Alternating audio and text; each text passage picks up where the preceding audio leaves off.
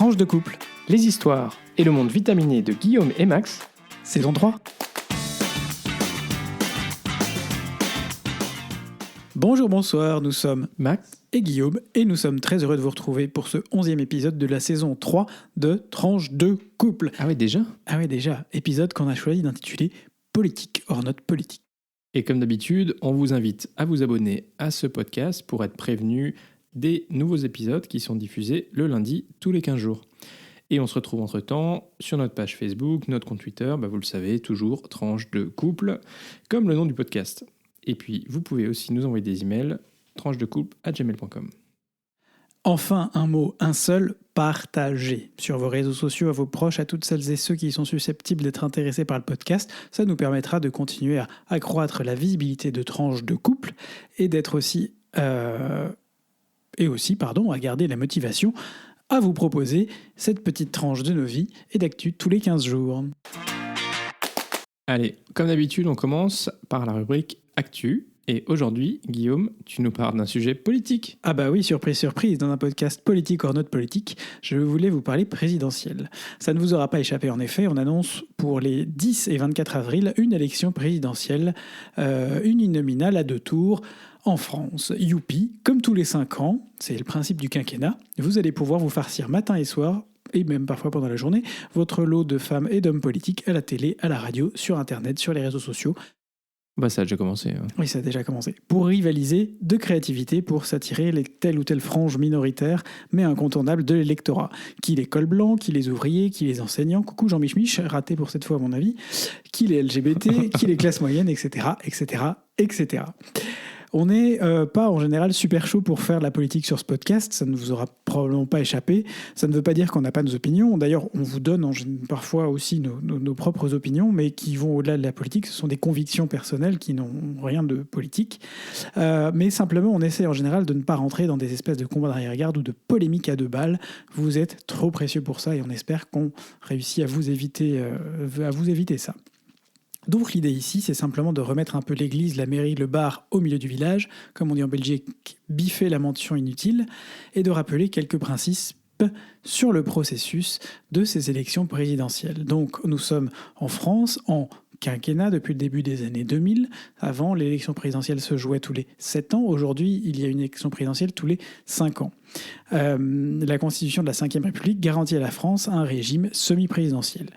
Selon le juriste Maurice Duverger, qui est celui qui a traité le plus clairement la question, vous allez voir que si vous avez des questions, vous nous les poserez, mais voilà, quand on dit clairement, ça reste... J'ai essayé de faire du langage simple, mais ces principales caractéristiques de ce régime sont un président élu au suffrage universel direct, c'est-à-dire directement de l'électeur au président, du producteur au consommateur en somme. Ah, c'est parfait. Un chef d'État parfait. Un chef d'État qui a des prérogatives propres, donc le président a autorité et peut prendre des décisions sur un certain nombre de sujets, et un gouvernement qui, lui, est responsable devant le Parlement. C'est un mix, en fait, entre 2 autres catégories de régimes qu'on retrouve un peu partout dans le monde, et notamment en Europe. Le régime parlementaire, caractérisé par une séparation des pouvoirs souple et par la responsabilité du gouvernement devant le Parlement, en contrepartie de pouvoir du gouvernement sur le Parlement, en particulier du droit de dissolution. Et le régime présidentiel, caractérisé par une séparation stricte des pouvoirs, par l'absence de responsabilité gouvernementale et par l'absence du droit de dissolution. Une caractéristique du régime semi-présidentiel à la française est d'ailleurs le lien qui a été créé au passage au quinquennat, qui était déjà probablement voulu par Chirac à l'époque, entre les élections présidentielles et les élections législatives. En effet, les élections législatives ont lieu traditionnellement quelques semaines après les présidentielles, ce qui donne au président élu ce qu'on appelle une prime de présidentialité. Ça n'a pas toujours été le cas, puisque lors du septennat, on a pu voir des situations où on s'est retrouvé en cohabitation avec la droite au Parlement, la gauche en président, Mitterrand-Chirac, ou l'inverse, quand notre cher Chirac a eu la bonne idée, merci Alain, de dissoudre l'Assemblée en 98 et de perdre sa majorité et de se retrouver avec une majorité de gauche et un Premier ministre en l'absence de Lionel Jospin. Ce sera une élection présidentielle importante à plusieurs titres. C'est la première depuis qu'Emmanuel Macron a fait exploser le bipartisme habituel, à l'exception de 2002, entre le gauche, le PS, et la droite, les Républicains, le RPR, vous appelez ça comme vous voulez, le truc là qui est à droite. Et le fait qui fait de la France un pays politiquement centriste depuis 2017. Je ne rentrerai pas dans les détails non plus, chacun ses opinions. Enfin, de fait, le parti En Marche est présenté comme un parti centriste. Chacun verra midi à sa porte. En tout cas, il est placé entre le PS en tout cas, il est de fait entre le Républicains. PS et les Républicains, ce qui fait un truc un peu plus au centre que l'un et l'autre. C'est aussi, et en conséquence de cette première chose, une élection où les repères sont vraiment brouillés à un point qu'on ne devrait plus parler de gauche ou de droite ou d'extrême, tant les cartes sont illisibles, mais d'un nouveau système opposant par exemple populisme et pragmatisme. On a un bel exemple à gauche entre Fabien Roussel, le président du Parti communiste français, qui s'oppose en ce moment beaucoup à Jean-Luc Mélenchon sur des thématiques qui, à un moment donné, il y a quelques années, auraient pu paraître des thématiques de droite, de gauche, mais qui aujourd'hui semblent au sein même de ce qui était sur l'échiquier politique la gauche, l'extrême gauche, quelque chose qui est de nouveau pas clair. De la même façon, on trouve des partis comme la France Insoumise qui se retrouvent avec un certain nombre d'idées communes avec d'autres partis de l'autre côté de l'échiquier politique, plutôt vers l'extrême droite, ce qui me pousse à dire que notre échiquier politique n'est pas une ligne, mais un cercle où les partis se retrouvent. En haut, on aurait par exemple les partis plus pragmatiques, plus centristes, et puis en bas, on aurait à l'autre bout du cercle ce qu'on appelle aujourd'hui les extrêmes, qui sont finalement des partis avec des convictions qui de plus en plus poreuses et qu'on retrouve de plus en plus de points communs entre ces partis que toutes, en principe, selon l'ancienne définition gauche-droite, opposeraient. Mais qui ne sont pas forcément des partis nécessairement ce qu'on appelle de gouvernement, qui du coup sont plus à la marge, ou en tout cas à s'opposer à un certain nombre de pratiques. Voilà. Mais bon, ok, intéressant. Et je pense que nos auditeurs belges, par exemple, peut-être ça les aura intéressés d'entendre parler du système politique français autour de la figure du président, parce que c'est peut-être quelque chose qu'ils maîtrisent un peu moins. Donc je pense que ça a été utile. Max, tu veux revenir sur une première brève ? Oui, effectivement, dans cette rubrique Actu, on voulait aussi revenir sur deux brèves. Et la première, c'est le décès cette semaine de David Sassoli, président du Parlement européen, qui malheureusement est décédé en Italie après plusieurs mois d'une longue maladie. Voilà, d'une longue maladie. David Sassoli, c'était donc d'abord le président en fonction, en exercice du Parlement européen depuis le 3 juillet 2019. Il était membre du Parlement européen depuis 2009 et auparavant, c'était un homme politique italien et un journaliste italien qui était assez connu et très apprécié en Italie. Voilà, c'est un homme, un Européen convaincu qui a beaucoup œuvré pour l'idée de l'Europe et pour la construction européenne. Et l'équilibre entre le Nord et le Sud. Voilà, et donc on souhaitait lui rendre hommage aussi dans ce podcast. Merci Max. Une deuxième brève, mais encore plus brève. On vous mettra sur nos réseaux sociaux un petit sondage parce qu'on a quand même eu pas mal de gens qui, cette semaine, au moment où on enregistre le podcast, ont quand même passé une très mauvaise semaine, hein Max ? Ah oui, ça c'est sûr, et un peu partout. Ouais, on ne sait pas par où commencer. On ne sait pas si on commence par l'extrême sud avec Djokovic en Australie qui galère avec ses histoires de visa. Il est sur le point d'être expulsé, mais il ne l'a pas encore été. Enfin bref, le suspense reste entier, sortez les pop-corn. Ah oui, surtout qu'il y a eu plusieurs rebondissements, parce que quand même, les autorités ont annulé son visa, ensuite il y a un juge qui lui a accordé finalement, et puis là, hop, à nouveau, les autorités australiennes ont révoqué le visa, avec peut-être à la clé 3 ans d'interdiction de se rendre en Australie. Ça serait embêtant quand même. Et puis, dans la série des mauvaises semaines, on a aussi Boris Johnson. Oh my God. Bon, alors lui, il a tiré la bonne carte parce que finalement, la veille de l'enterrement du prince Philippe. Oh, merde. Non, ça c'est... Il y en a un autre qui passe une mauvaise semaine, c'est le prince Andrew, mais ça c'est pour une autre raison.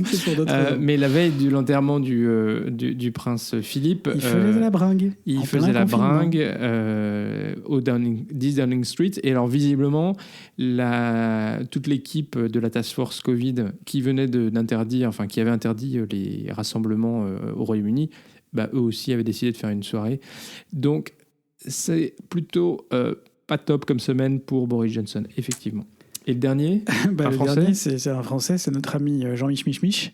Ah oui. Jean-Michel Blanquer, qui quand même passe une mauvaise semaine avec les profs. La première grève d'ampleur de l'enseignement depuis le début du quinquennat Macron. C'est un personnage, Jean-Michel Blanquer, qui avait réussi finalement à ne pas trop faire de vagues dans les premières années.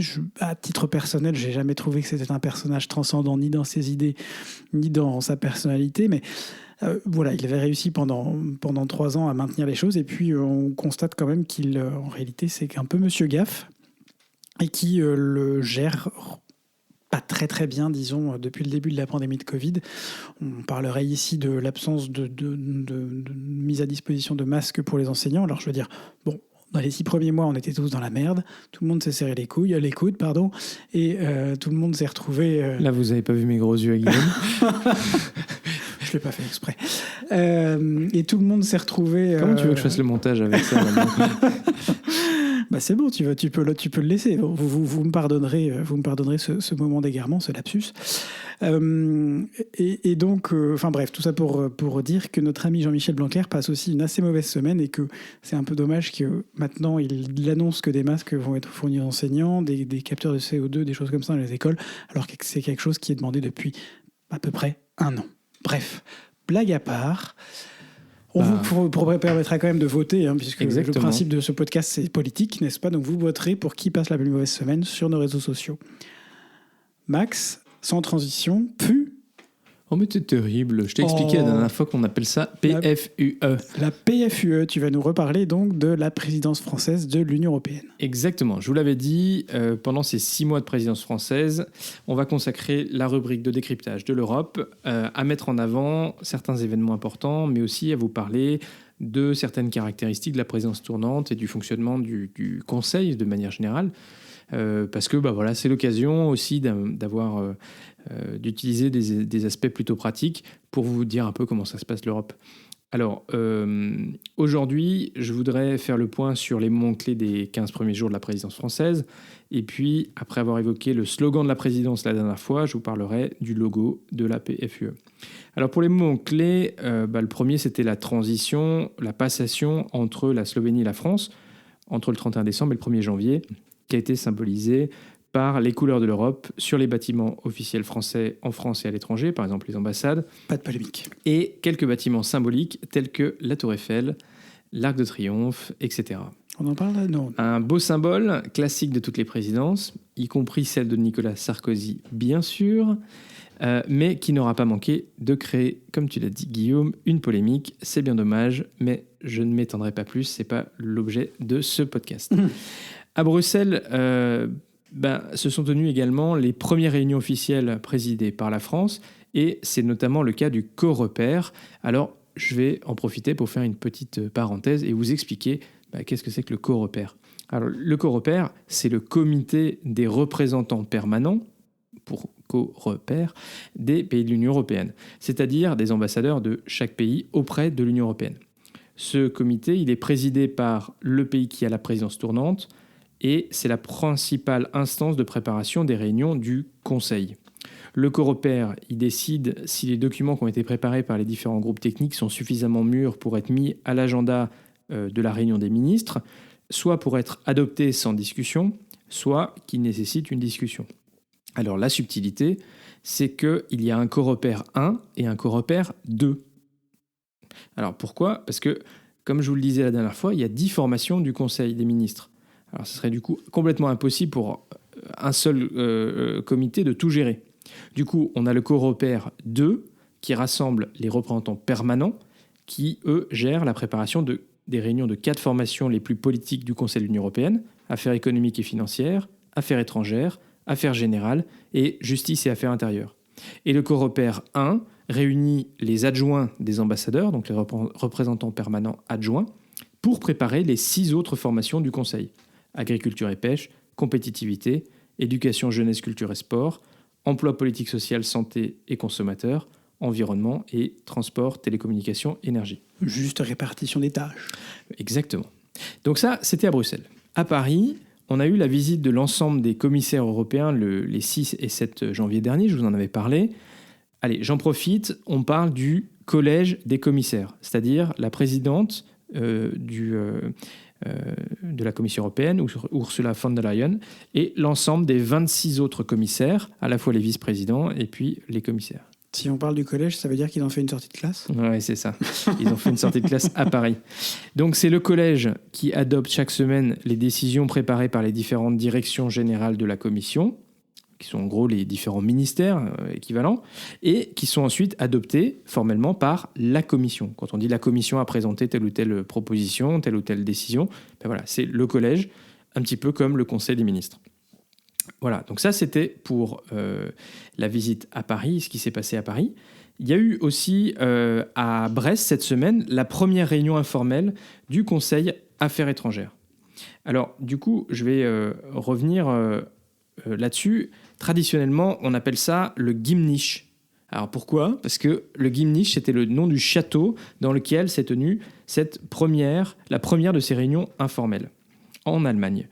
Alors, les réunions informelles, elles se tiennent généralement dans le pays qui a la présidence tournante, et ce ne sont pas des réunions décisionnelles, puisqu'elles sont informelles. Les réunions formelles, elles, donc qui sont décisionnaires, et donc là où les ministres adoptent un certain nombre de documents, un certain nombre de décisions, elles se tiennent à Bruxelles ou à Luxembourg, puisque le Conseil se réunit à Luxembourg ou à Bruxelles. La particularité des réunions du Conseil Affaires étrangères, c'est que sont adossées de temps en temps une réunion des ministres de la Défense. Alors on parle de Conseil des Affaires étrangères Défense, ou CAE Défense. Mais alors pourquoi ? Parce que vous allez me dire, dans les 10 formations que j'ai mentionnées tout à l'heure, il n'y avait pas la Défense. Et oui, en fait, ça n'existe pas, même si certains pousseraient pour que ce soit le cas. Les ministères des Affaires étrangères, de manière tout à fait étonnante, n'y sont pas très favorables. Et donc, voilà, de temps en temps, on a les ministres de la Défense qui se réunissent en marge de la réunion des ministres des Affaires étrangères. Et donc, cette semaine, les ministres de la Défense se sont réunis à Brest, d'abord seuls, puis en session conjointe avec les ministres des Affaires étrangères, qui, eux, se sont réunis ensuite tout seuls. Donc c'était une séquence assez importante pour aborder les sujets de politique étrangère, de sécurité et de défense qui comptent pour l'Union européenne en ce moment. On parle bien sûr de la situation en Ukraine, on parle du Mali, de la boussole stratégique qui est en préparation, on y reviendra dans un prochain épisode, c'est une sorte de livre blanc européen. La coopération avec l'ONU et l'OTAN, il y avait des représentants de l'ONU et de l'OTAN qui étaient présents. Et puis les enjeux autour de l'espace, notamment, qui sont des enjeux importants en termes de sécurité et de défense pour l'Europe. Voilà, ça c'est ce qui s'est passé dans ces 15 premiers jours, ou en tout cas les grands moments. Je voulais revenir enfin sur le logo de la présidence. Vous l'avez peut-être vu, c'est celui donc, ce que la France le présente comme l'emblème on vous le d'une mettra Europe sur les réseaux sociaux pour que vous... Ouais. D'une Europe tournée vers le progrès, qui avance fière et forte. Donc on a les initiales de l'Union européenne, en bleu et en rouge. Elle affirme son identité en lettres, en couleurs et en symboles, avec à la fois le drapeau tricolore, c'est normal, hein, toujours un logo qui représente les couleurs du pays, mais aussi avec les couleurs de l'Union européenne. Le drapeau tricolore, les étoiles européennes, s'unissent dans une sorte d'alliage dynamique avec le E de l'Europe qui est en forme de flèche pour indiquer la direction qu'on souhaite donner à l'Union européenne, une détermination à aller de l'avant ensemble. Voilà comment la France présente son logo. Et ce logo, on va le retrouver sur tous les objets de communication de la présidence, pour tous les événements officiels, mais aussi sur certains objets commémoratifs. Et par exemple, vous allez pouvoir retrouver dans vos bureaux de poste des timbres avec ce logo. Donc si vous avez envie de mettre en avant la présence française, vous pouvez le faire. Il n'y a pas une petite tradition aussi à Bruxelles, en parlant de goodies, pour les présidences tournantes ? Alors, oui, souvent dans les réunions officielles, alors soit dans les groupes de travail, lors de la première réunion où sont présentées traditionnellement les priorités de la présidence, ou dans les réunions, les événements officiels, la présidence offre des goodies. Donc souvent dans le passé, on avait des cravates et un foulard pour les femmes.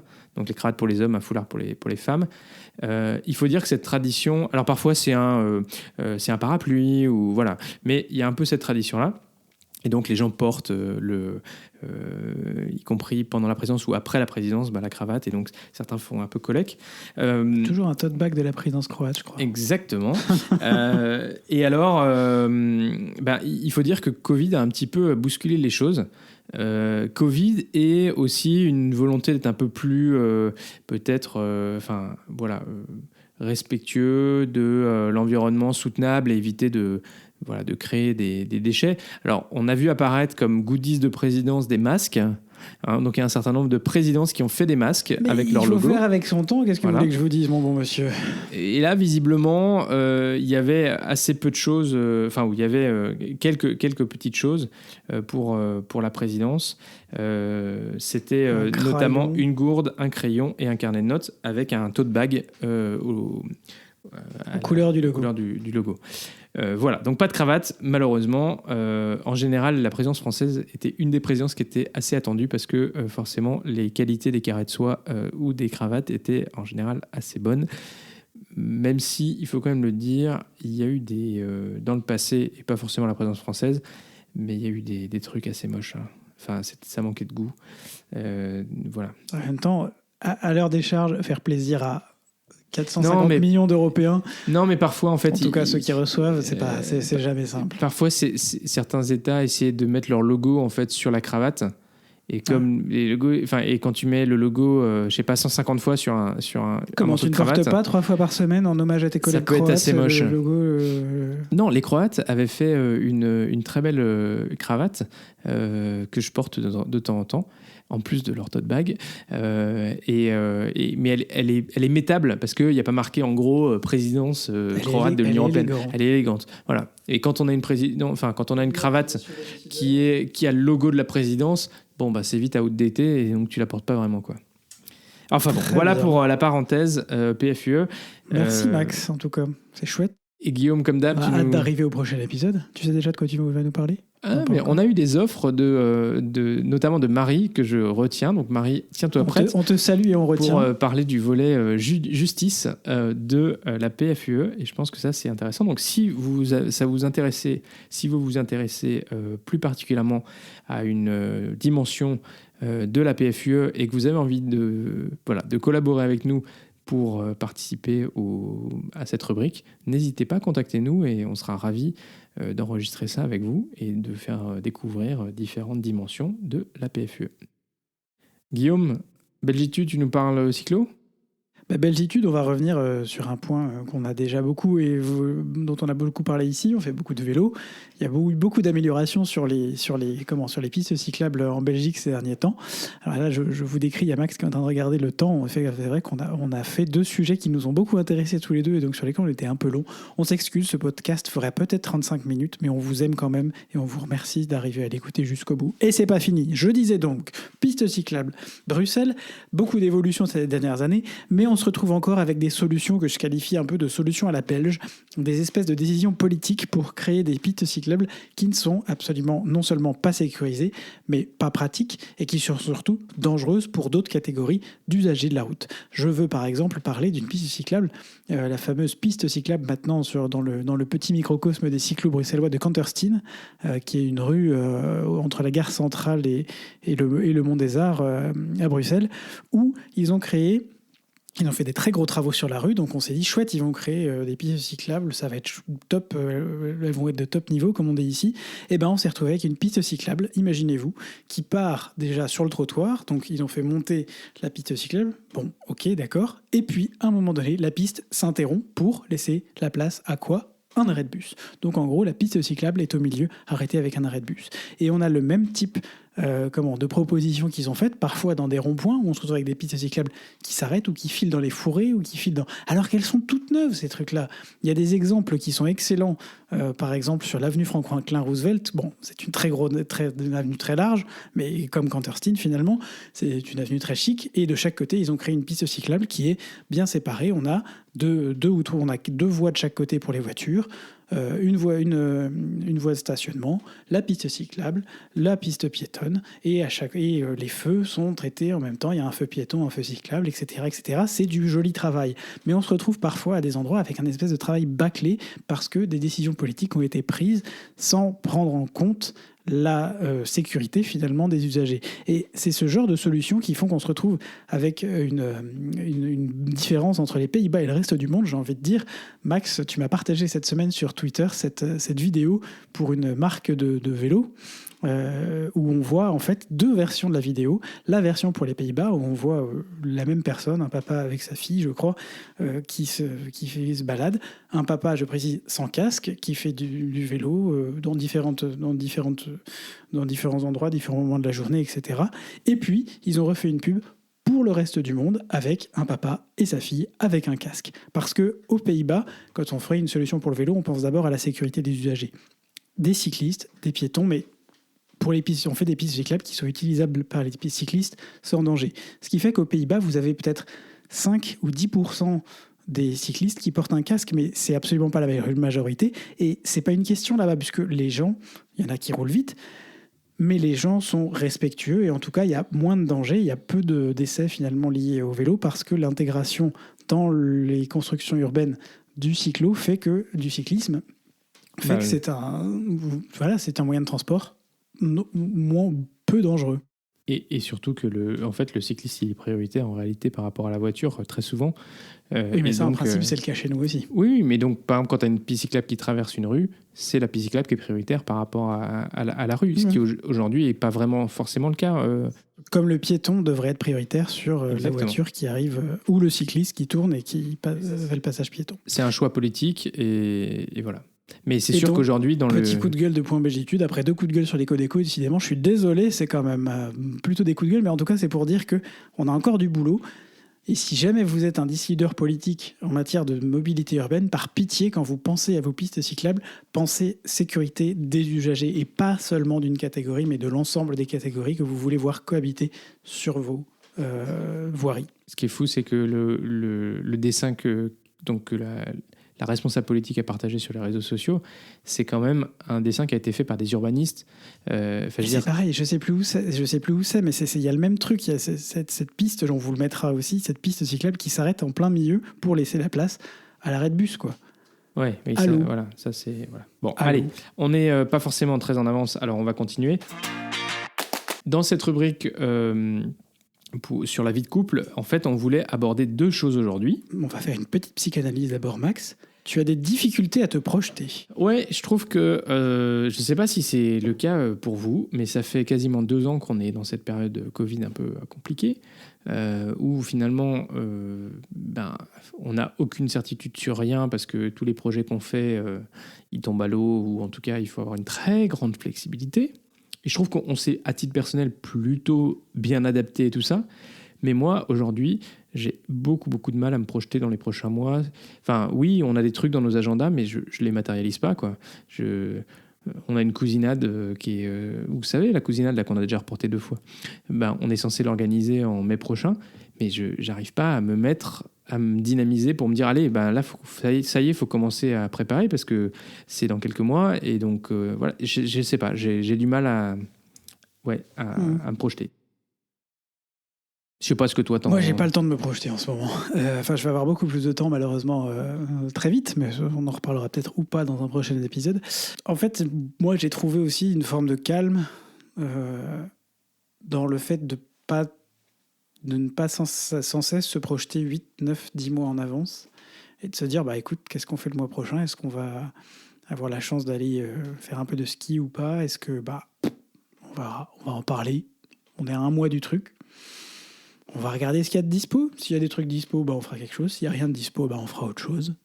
Moi, je trouve que ça dans un sens, c'est relaxant aussi. Alors, ça a un coût dans tous les sens du terme, à la fois financier et un peu moral, parce qu'il faut effectivement passer le cap de se dire qu'on ne prépare plus, on a moins d'emprise sur sa vie à long terme, sa vie personnelle, parce que professionnellement, on a toujours une vue un peu meilleure. Mais...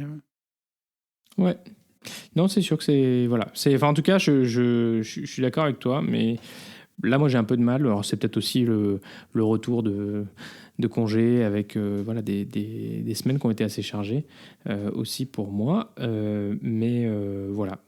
Donc, je voulais partager ça un petit peu, cette fatigue un petit peu. Deuxième petit point.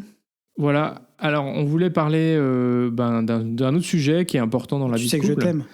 Oui, Je précise. moi aussi. On vous le dit peut-être pas dans ce podcast trop souvent, mais on se le dit beaucoup entre nous. Ça, c'est important. Dites aux gens que vous les aimez et ça fera une grande différence. Un autre sujet qui est un sujet de couple, je pense, important et sur lequel nous, on a beaucoup discuté et réfléchi et sur lequel, je pense, on a trouvé un équilibre qui nous convient. C'est la question de l'argent et pour éviter que le sujet des dépenses de l'autre soit un sujet sensible. Et donc, on voulait aujourd'hui vous dire comment est-ce que nous, on s'était organisés. Absolument, parce qu'on en a parfois discuté avec l'un ou l'autre couple d'amis sur. On sait que la gestion de l'argent, parfois c'est un sujet éminemment politique, n'est-ce pas ? Ou en tout cas, chaque couple aussi a sa propre façon de faire les choses. Et ça dépend aussi parce que parfois, le fait que les revenus soient différents aussi joue dans les solutions à trouver. On bosse dans la culture. Hein. Fais pas ça pour l'argent. mais voilà, ça peut créer des frustrations, ça peut créer des difficultés, et je pense que c'est important d'en parler. Et voilà. Alors, sachez déjà d'emblée que nous gardons chacun nos comptes personnels séparés. On n'a pas un seul compte dans lequel on met tout. Ça, pour le coup, moi, c'est quelque chose que je pense que c'est quelque chose qu'on n'a pas, ce qui n'est pas du tout dans notre façon de fonctionner. Ça, c'est effectivement... Donc, en fait, il y a plusieurs solutions. Et Guillaume, tu le mentionnes. Il y a certains couples qui décident qu'à partir du moment où ils sont suffisamment en couple, on va dire, en fait, ils mettent tout en commun et puis ils ont un seul compte. Et ça, nous, d'emblée, ça ne nous a pas semblé très pertinent. On a fait le choix, quand on s'est installé ensemble, d'ouvrir un compte commun pour les dépenses communes. Et donc ça, c'était la base parce qu'on n'avait pas envie de se rembourser celui qui fait les courses et tout ça. Donc, au départ, on a commencé comme ça. Et puis après, je vous l'ai dit, la question des salaires différents, ça peut être une vraie source de frustration ou de complexité dans la gestion financière du couple. Et voilà, ce qu'on a, nous, décidé pour notre part, c'est qu'on contribuerait aux charges communes avec au prorata de nos salaires. Une clé de répartition, tu appelles ça. Voilà. C'est ça. Bon, c'est aussi simple que ça, finalement, dans un sens. Hein. Et donc, comme ça, on a une certaine équité dans notre... Non pas une égalité, mais une équité dans nos contributions qui reflètent nos revenus personnels. Ça me permet de garder un peu d'argent de poche tous les mois. On a effectivement le reste qui est pour nous. Et surtout, ça permet aussi, quand on se fait des cadeaux... pour l'un ou pour l'autre, ça n'apparaisse pas sur le relevé de compte commun. Ouais, alors là, il y a un autre truc qui rentre en ligne de compte, c'est qu'il ne faut pas partager le même compte Amazon non plus. Oui, parce que alors Guillaume, l'autre jour, tu me dis « Ah, au fait, il y a ta commande qui est arrivée. Hein » Pardon. Mais forcément, si vous avez Amazon Prime, vous n'allez pas le payer deux fois. Hein. Enfin, bref, pas de gaffe sur le coup. Pour le coup, ça aurait pu. Hein, mais ça donc, autour de Noël, vous changez votre mot de passe. Max change son mot de passe. Pense à changer ton mot de passe l'année prochaine. Ah, mon Dieu, mais j'avais vraiment paralysé pour le coup. Moi non plus. Je voyais les notifs tomber. Je fais hop. Donc, en tout cas, voilà, on voulait vous partager la manière dont nous, on a trouvé notre équilibre autour de ça. Ça ne veut pas dire qu'on a raison ou que c'est la seule manière de faire, parce qu'il y a certains qui, effectivement, ont un seul compte et ça leur convient et c'est leur équilibre et c'est super. Il y en a d'autres qui ont des clés de répartition différentes, plus égalitaires que équitaires. Équitabilitaires. Donc voilà, mais en tout cas, pour nous, on trouve ça chouette, de la manière dont on fonctionne. Et puis voilà. Mais si vous êtes en couple et que vous voulez nous partager d'autres façons de faire, on est aussi ouvert. On va peut-être faire un autre sondage pour savoir comment les couples gèrent la question de l'argent dans le couple. Ok, je veux bien faire des sondages, mais alors vous allez répondre. Hein, parce que si on se retrouve avec 3 clampins qui vont répondre, franchement, ça va pas du tout. Si on pose 3 questions, il y a 33% par question. Défi. Défi. On vous laisse quoi ? On va déjà tester avec le premier sondage, qui a vécu la plus mauvaise semaine. On laisse une semaine pour le sondage ? On va faire un sondage sur Twitter et sur Facebook, donc on verra bien. Oui, mais quelle est la durée du sondage ? Qu'on leur laisse combien de temps ? En général, sur Twitter, je crois que c'est imposé, c'est 24 ou 48 heures. Ah oui, mais là, le problème, c'est que si les gens écoutent, tu vois. Si les gens on le fera en toute fin de. Ok. Je le lancerai en toute fin dans 2 semaines. Top. Ok. Donc dans 2 semaines, en gros. I'm watching you. Le dernier week-end où on enregistrera, donc c'est fin janvier. Connectez-vous sur Facebook et sur Twitter pour répondre à notre question, à notre sondage. Allez, dernière rubrique. Guillaume, aujourd'hui, tu nous parles de politique. Je vais aller très vite parce qu'on a déjà pas mal parlé aujourd'hui. Je vais vous parler de politique. Bah oui, c'est un peu la thématique de ce podcast. Je vais vous parler de l'application Elyze, E-L-Y-Z-E. On profite qu'on soit dans le sujet pour vous suggérer, sur une suggestion d'ailleurs de Sandra. Merci Big up Sandra. Merci à toi. Si vous avez un peu de temps et que vous voulez y voir plus clair dans les propositions des différents candidats, presque candidats, bientôt candidats à l'élection présidentielle, l'application Elyze, qui est diffusée sur Android et sur iOS et qui vous permet, à l'aide de réponses à près de 250 propositions de candidats, de vous donner une idée de quel candidat ou candidate vous vous rapprocheriez le plus en termes d'idées. C'est une chouette application, plutôt équilibrée, plutôt neutre aussi dans sa manière de prendre part. Alors évidemment, ça n'est pas une application qui va vous dire exactement qui est de quel candidat vous rapprocher, mais je pense que c'est une des mieux faites en la matière. Certes, cela prend du temps, mais rien ne vous oblige à répondre à toutes les questions d'un coup. Vous pouvez aussi le faire en plusieurs fois. Et puis surtout, conseil d'amis, ne faites pas comme moi et sachez que telle une appli de rencontre, pour dater son candidat favori, n'est-ce pas, vous pouvez swiper les propositions, enfin les dégager quoi, à droite ou à gauche. Si elles ne vous plaisent pas, vous n'êtes pas obligé de répondre à toutes les propositions. Voilà. Ah bah ça c'est un bon type effectivement. Donc comme tu disais, ça ne va pas vous dire pour qui vous devez voter, mais ça vous aidera peut-être à faire un peu de tri. Ça vous dit qui, en théorie, selon les propositions existantes aujourd'hui, se rapprocherait le plus de vos convictions actuelles. Encore une fois, s'il y a des sujets qui ne vous intéressent pas, swipez, virez les sujets et ne faites que sur les sujets sur lesquels vous pensez avoir une opinion ancrée. Et voilà, c'est déjà la fin de cet épisode. Merci à tous de nous avoir écoutés. Si ce podcast vous plaît, faites-le découvrir autour de vous et n'hésitez pas à mettre une note sur Apple Podcast ou sur Spotify. Prenez 2 minutes pour le faire, ça aidera à la visibilité. Et comme d'habitude, vous pouvez mettre un like sur YouTube, un pouce bleu sur Facebook et surtout, partagez. Ce podcast est diffusé tous les 15 jours le lundi. Ou le dimanche soir pour les plus au taquet. Alors, d'ici au prochain épisode, sortez masqués encore. Gros bisous et à très vite pour de nouvelles tranches vitaminées.